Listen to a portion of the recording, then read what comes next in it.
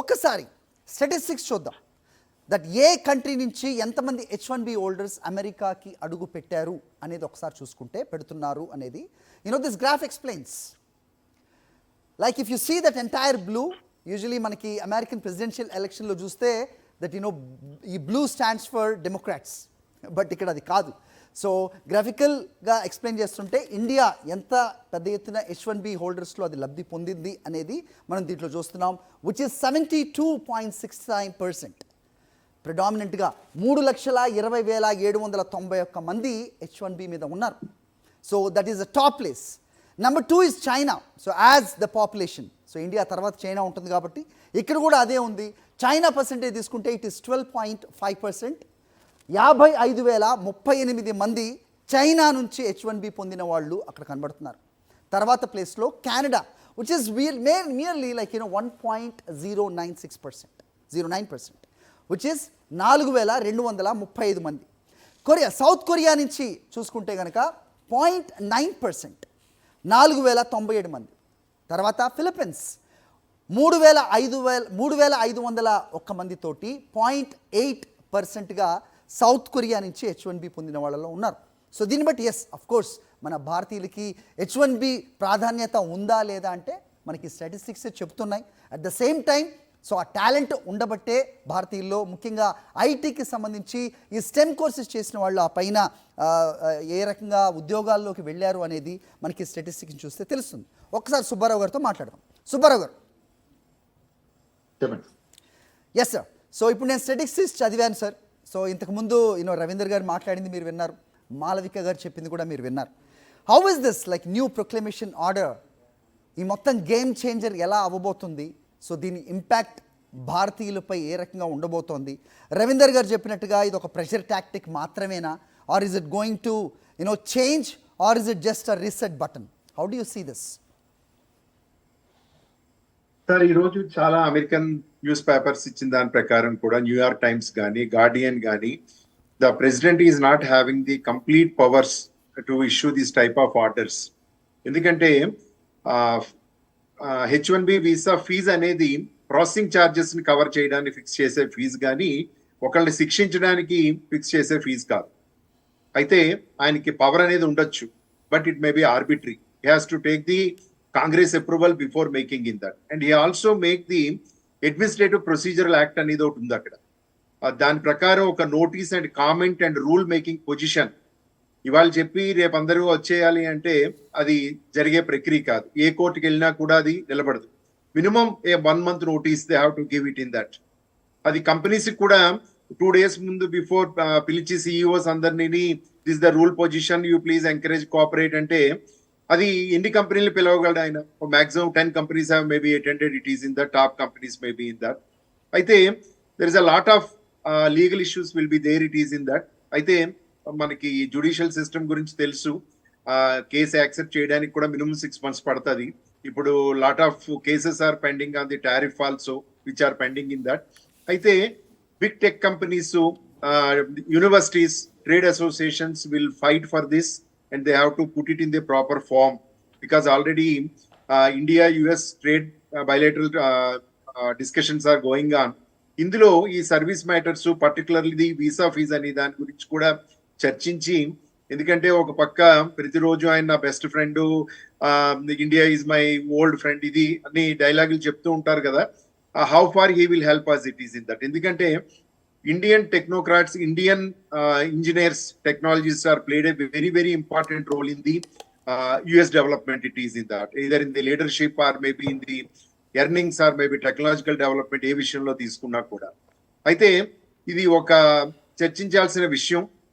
వీలైతే NASSCOM, IT associations ఇలాంటి వాటితో కలిసి ఒక రిప్రజెంటేషన్ కానీ అనేది జరగాలి. దీనికి కొంత టైం అనేది ఇవ్వాలి.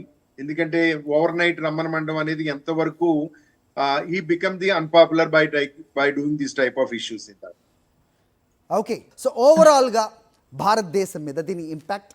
సో రవీందర్ గారు ఓపెనింగ్ కామెంట్లో చెప్పినట్టుగా ఇది ఈగోలకి వెళ్తున్నారని ఆయన పర్సనల్ లెవెల్లో చెప్పారా, లేదంటే ఆయన పార్టీని రిప్రజెంట్ చేస్తూ చెప్పారా? Because is vice chair for Republican party for his county.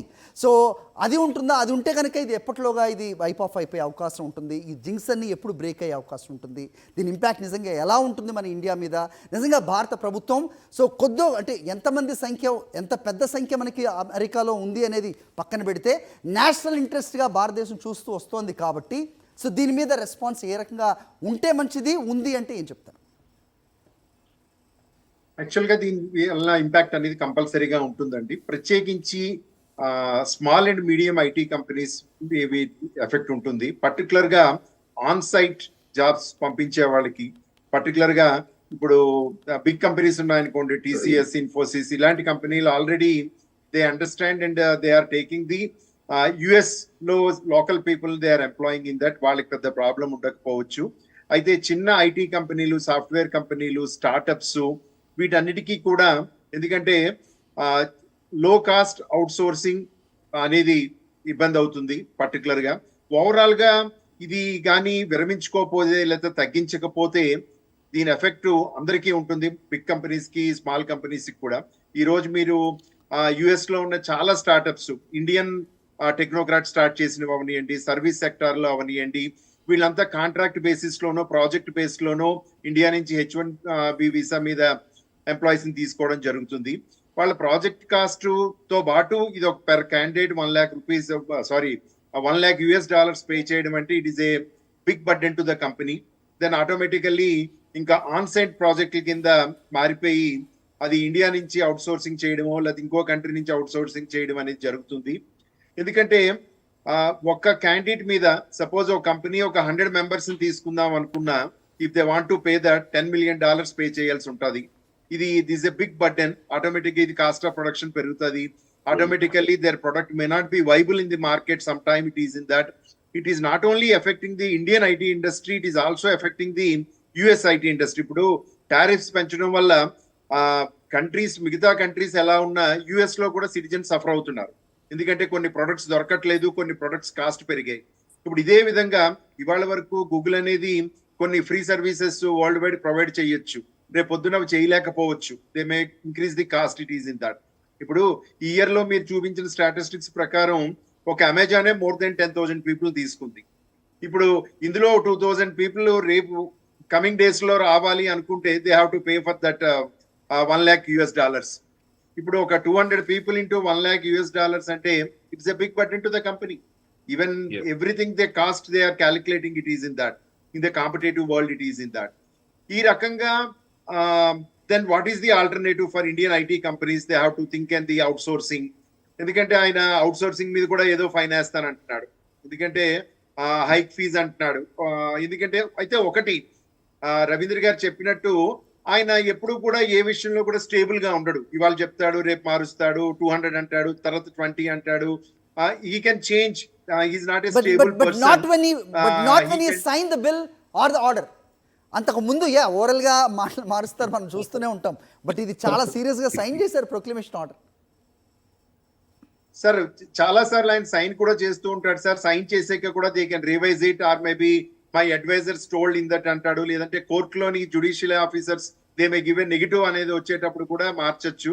ఎందుకంటే ఇప్పటికి కూడా the clear cut rules and notice and comment has not come as per the administrative procedure act. It is in that. They have to give a procedure, how to do, when to do, what is the procedure, which company has to pay, how much they have to pay.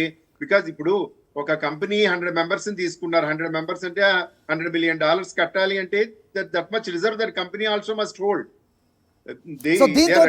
దీంతో mid size companies survive అవుతాయా?